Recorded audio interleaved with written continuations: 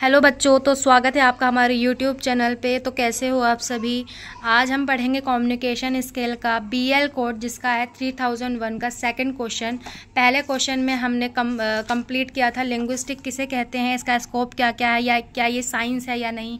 अगर आपने आप में से किसी ने अगर वो वीडियो ना देखी हो तो प्लीज़ उस वीडियो पर जाएँ, देखें, कमेंट करें कि आपको वो वीडियो कैसी लगी, समझ में आई या नहीं आई। तो आज हम पढ़ेंगे what are linguistic level, what do you understand by the structure of levels. तो इस वीडियो में भी बने रहना ताकि ये वीडियो भी आपको समझ में आ सके। एग्ज़ाम में बहुत इंपॉर्टेंट क्वेश्चन है, ये ज़रूर आएगा। तो इस वीडियो को बिल्कुल भी स्किप ना करना, लगातार देखते रहना ताकि आपको ये क्वेश्चन समझ में आ जाए कि लिंग्विस्टिक के लेवल क्या होता है। लिंग्विस्टिक तो हम समझ चुके हैं, अब इसके लेवल क्या क्या होते हैं, आइए उनके बारे में जानते हैं। तो देखो बच्चों, ये मेरी जो है ये नोट्स मैंने बना रखे हैं। अगर आपको ये चाहिए हो तो आप इसमें से नोट डाउन कर लेना। ये सरल लैंग्वेज में लिखा हुआ है, इजी रहेगा आप सबको समझने के लिए भी और याद करने के लिए भी। आप चाहो तो इसको और इंक्रीज़ कर सकते हो, बढ़ा सकते हो, लेकिन मेन मेरा जो फोकस है वो ये है कि आपको समझ में आ जाए कि ये लिंग्विस्टिक के लेवल्स क्या होते हैं, मतलब और आप समझते क्या हो इसके स्ट्रक्चर से ऑफ लैंग्वेज के। ठीक है, तो इसलिए मैंने ये इस तरीके से नोट्स बनाए हैं। अगर आपको लिखना हो तो आप लिख सकते हो। तो आइए हम चलते हैं कि लिंग्विस्टिक के लेवल क्या क्या होते हैं, मतलब इसका स्ट्रक्चर क्या है। तो सबसे पहले जो है by linguistic level it means the level of language structure.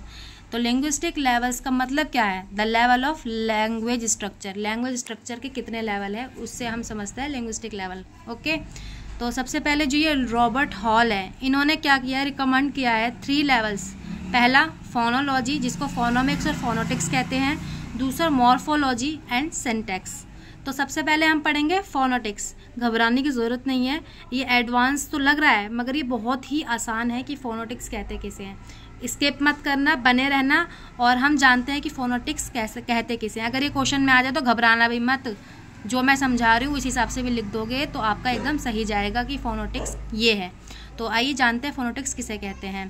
तो the study of speech sound, यानी कि इसमें जो पढ़ाई होती है तो स्पीच साउंड की होती है। जैसे मैं ये अभी बोल रही हूँ तो ये जो मैं बोल रही हूँ ये आप तक ये आवाज़ पहुँच कैसे रही है, ये जो साउंड है ये आप तक पहुँच कैसे रहा है, समझ रहे हो। ये साउंड जो मैं बोल रही हूँ, जो मेरे मुंह से आवाज़ निकल रही है, ये आप तक पहुँच कैसे रही है।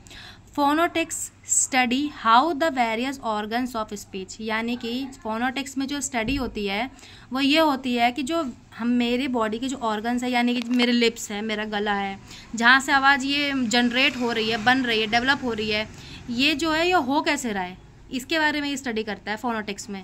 यानी कि जैसे क्या क्या है इसमें लगेंगे, द लंग्स जो आवाज़ बन रही है वो हो कैसे रहा है, लंग्स का क्या काम है, द लैरिंग्स का क्या काम है, द सॉफ्ट पैलेट का क्या काम है, द टंग का क्या काम है, and the lips function in the production of the speech. यानी कि समझ गए आप लोग कि बॉडी के अंदर जो आवाज़ डेवलप होती है तो उसमें जिस जिस ऑर्गन्स का काम होता है वो हो कैसे रहा है। ठीक है, तो ये चीज़ आती है हमारी फोनोटिक्स में। तो आगे हम पढ़ते हैं the study of phonetics can be divided into 3 main branches. अब ये जो फोनोटिक्स है इसके 3 मेन ब्रांचेस है। ऊपर हमने फोनोटिक्स समझ लिया, अब हम इसके 3 मेन ब्रांचेस समझेंगे। सबसे पहले होता है इसमें आर्टिकुलेटरी फोनोटिक्स, यानी कि हाउ साउंड्स आर प्रोड्यूस्ड, जो साउंड निकल रही है बोलने के बाद वो प्रोड्यूस्ड कैसे हुई। The study of the movement of speech organs. Okay, तो सेकंड है हमारा acoustic phonetics, how sound are transmitted. चलो आवाज़ तो निकल गई, ठीक है भाई, प्रोड्यूस कैसे हुई वो तो हमें पता लग गया, ये ट्रांसमिटेड कैसे हुई सेकंड में। The study of physical properties of speech sound. Third होता है auditory phonetics, how sound are perceived, received कैसे हुई साउंड।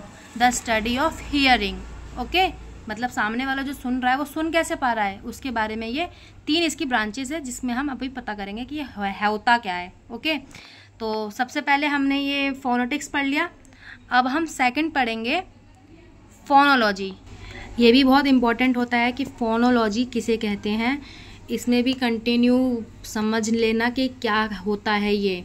ठीक है, सबसे पहले फोनोलॉजी में क्या होता है, सिंगल साउंड होता है जो फोनोलॉजी के अंदर आती है। सिंगल साउंड, जैसे फोनोलॉजी में सिंगल साउंड समझो, जैसे कैट, बैट, हैट, ये सब सिंगल साउंड है ना।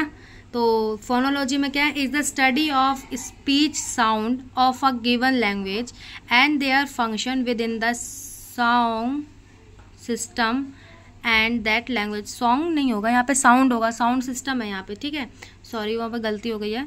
तो फोनोलॉजी में क्या है, मतलब एक ये स्मॉलेस्ट यूनिट ऑफ साउंड है, मतलब कि जिसमें से मतलब बहुत छोटा वर्ड जैसे कोई सा भी होता है जो बाहर निकली और उसी वर्ड में अपने आप का एक मतलब मीनिंग होता है उसमें, तो क्या स्मॉलेस्ट यूनिट ऑफ साउंड, जैसे कैट, बैट, हैट, ये सब इसमें आ जाएगा। तो बच्चों अब हम आ चुके हैं मॉर्फोलॉजी पे। तो मॉर्फोलॉजी किसे कहते हैं, हाउ वर्ड्स फॉर्म्ड, यानी कि जो वर्ड है वो बना कैसे। तो morphology is the branch of linguistic, ये लिंग्विस्टिक की ब्रांच है that studies the structure and formation of words, जो वर्ड्स का स्ट्रक्चर है और फॉर्मेशन है उसके बारे में स्टडी करता है। Include the rule of combining morphemes, smallest unit of meanings. यहाँ पे इसका मतलब ये है, कोई भी वर्ड है, मान लो जैसे हॉर्स ले लो, हॉर्स को एक तो ये छोटा वर्ड है, ऊपर से ये मीनिंग है, कहीं भी इसको रख दोगे ना तो ये हॉर्स हॉर्स ही रहेगा, हमें समझ में आ जाएगा कि इसकी मीनिंग हॉर्स ही है। तो ये जो इसमें मॉर्फोलॉजी है, इसमें एक जो वर्ड है वो बना कैसे, उसका स्ट्रक्चर क्या है उसके बारे में पढ़ते हैं, और जो इसमें स्मॉलेस्ट यूनिट है उसकी जो मीनिंग होती है वो इसमें इंक्लूड होता है टू क्रिएट मीनिंगफुल यूनिट्स, ठीक है, ताकि उसकी मीनिंगफुल यूनिट्स बन सके। जैसे मैंने एग्जांपल दिया है अनमैनली, अनमैनली हो गया तो is formed with the help of 3 मॉर्फेम्स, इसमें 3 लगे हुए हैं मॉर्फेम्स, जैसे अनमैनली, समझ में आ गया, इसमें तोड़ के जो बने हैं इसको, ये आ गए मॉर्फोलॉजी में। अब अगला आता है सिंटैक्स। तो सिंटैक्स किसे कहते हैं, syntax is the study of sentences and phrases.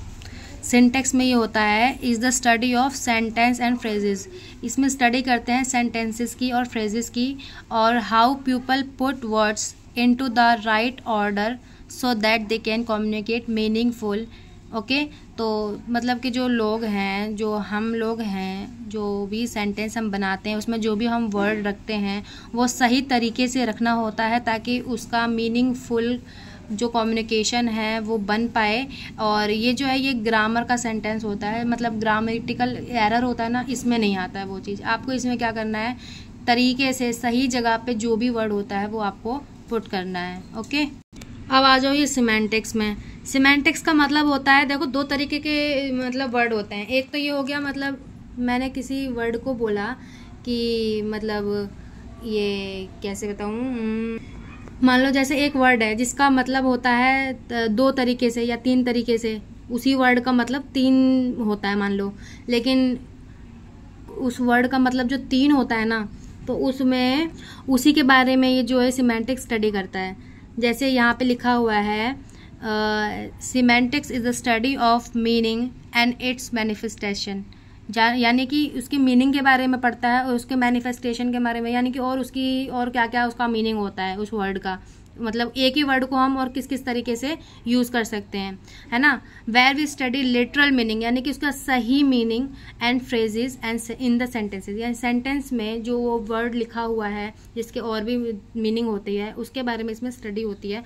Formally meaning was studies under the philosophy and logic but now it has become a part of linguistic study। ये जो है लिंग्विस्टिक स्टडीज़ का part हो गया ये सिमेंटिक्स। ओके, तो I hope आपको ये समझ में आया होगा। ये नोट्स हैं, शॉर्ट नोट्स हैं, आप इसको नोट डाउन कर सकते हैं, और समझ में ना आया हो तो ज़रूर कमेंट करके बताना, कोई दिक्कत लगे हो तो ज़रूर कमेंट करके बताना। मैं पूरी कोशिश करूँगी कि मैं आपको सही तरीके से गाइड कर सकूँ, सही तरीके से बता सकूँ। तो बने रहना हमारे यूट्यूब वीडियो के साथ। मिलते हैं अगले नेक्स्ट क्वेश्चन पे, तब तक के लिए बाय बाय।